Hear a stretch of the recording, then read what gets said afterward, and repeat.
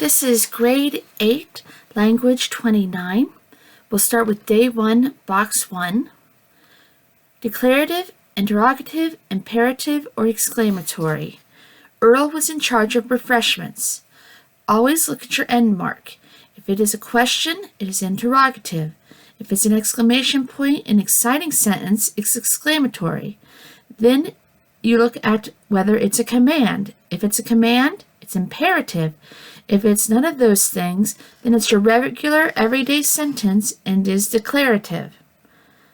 Day 1, box 2. Make the following singular nouns plural. Die.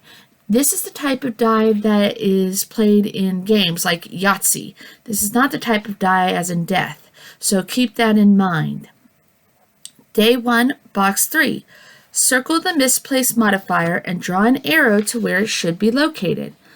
The homeowner chased the intruder wearing nothing but his underwear. Think about who the actual person wearing the underwear is, or who it is. Day 1, box 4. Circle the word with the more positive connotation. Remember, denotation is the actual definition of a word, while connotation are the feelings or how you care about it. Cohorts, colleagues. Day 2, box 1. Active or passive. Jane was reading a book. Remember, find the action or verb, was reading, is who is doing the reading before or after the verb. Before is active, after is passive. Add punctuation to make this sentence correct. Day 2, box 2. And there is a 7. That means that there are going to be 7 different punctuation marks in this sentence. Remember, we pause naturally where we need commas. We saw the infamous cherry blossoms. Have you ever seen them? When we toured Washington, D.C. last April. Remember that Washington, D.C. has a very special type of punctuation because of the abbreviation that it is. You might want to look it up on the internet. Day 2, box 3. What is the meaning of the underlined word? The president felt he had no recourse or help, so he shut the company down. This sentence actually gives the answer within it if you use context clues. Day 2, box 4. Find the word that is misspelled and spell it correctly. She's a real extrovert and always stands out in a crowd.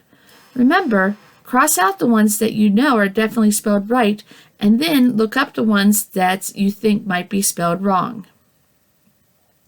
Day 3, box 1. I appear to have made a small mistake. Remember that infinitives start with the word to, and they include the verbs that are after it. Don't forget that sometimes an infinitive have helping verbs as well. Day 3, box 2.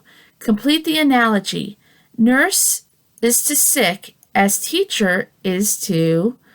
So remember, you look at the first pair of words, nurse is to sick, see how they compare, and then you do the same with teacher. How does it compare in the same way to something? Day 3, box 3. Learning to ski, Jenny broke her leg and her arm. Remember that participles are describing. They are used as adjectives, but on their own they can be a verb as well. Day 3, box 4.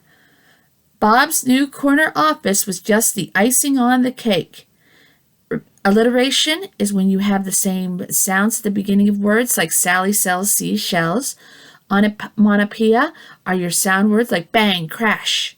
Similes are when you are comparing two unlike things with using like, as, or than. Metaphors when you are comparing two unlike things without using like, as, or than. For instance, a simile would be, I am as hungry as a bear, while a metaphor would be, I am a bear in the mornings before I have breakfast. Irony is when you expect one thing, but something else occurs, like a cop getting a speeding ticket. Personification is when you give something not human-like qualities, like the stars winked at me. Hyperbole is exaggeration, like I ate 17 pizzas last night. Day 4, box 1. Circle the adjectives. You have a very excellent idea of managing finances. Remember, adjectives describe nouns, so find your nouns and see if there are any words describing them. Day 4, box 2, circle the adverbs. It is terribly hot. Remember, adverbs answer how or when. How did he run? Slowly, quickly. When did he run? Later, next. Day 4, box 3, circle the correct pronoun. I know they, them are excited about going on the field trip.